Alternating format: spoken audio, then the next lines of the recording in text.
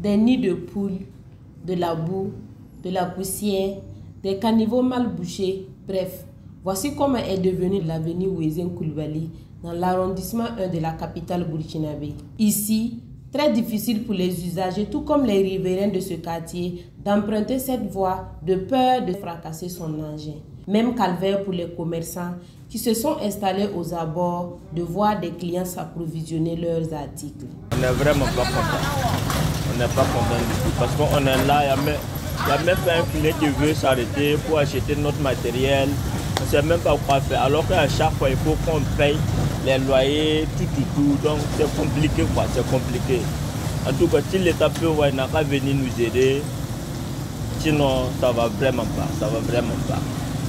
Les riverains et les usagers de l'avenue Ouézen Coulibaly ne savent plus à quel saint se vouer au regard de la dégradation totale de l'avenue.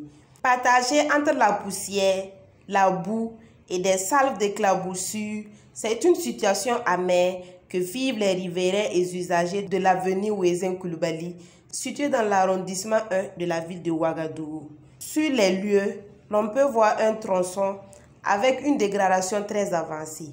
Une situation qui perdure depuis plusieurs années et entrave véritablement les activités et nuit sérieusement la vie des riverains et les usagers de la route. Concernant notre voie, on ne sait même plus quoi dire maintenant. Parce que ça a commencé fort longtemps.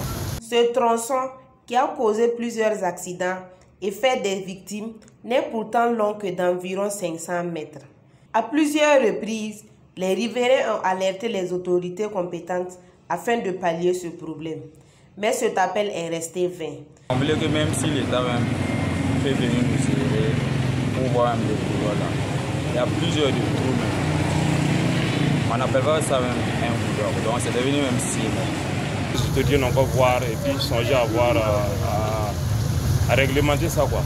Selon toute vraisemblance, l'état de cette avenue, qui, pourtant baptisée du nom d'une illustre personnalité du pays, ne semble pas être une préoccupation ni du côté de la municipalité, ni de celui du ministère en charge des infrastructures.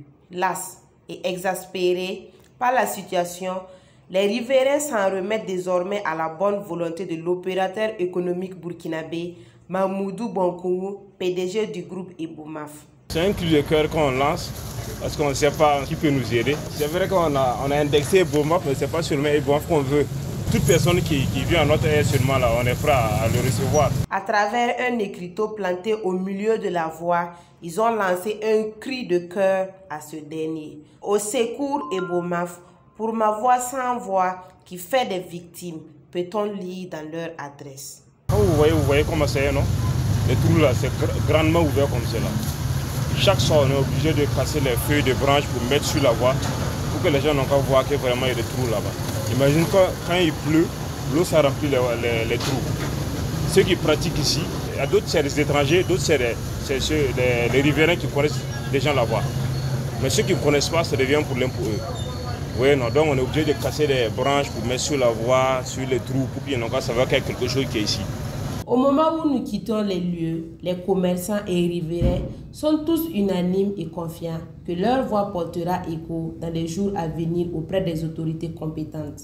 D'ores et déjà, un consensus entre les riverains, commerçants et même les autorités locales, à savoir la mairie centrale, sera matérialisé le samedi 1er octobre prochain, nous a confié certaines sources.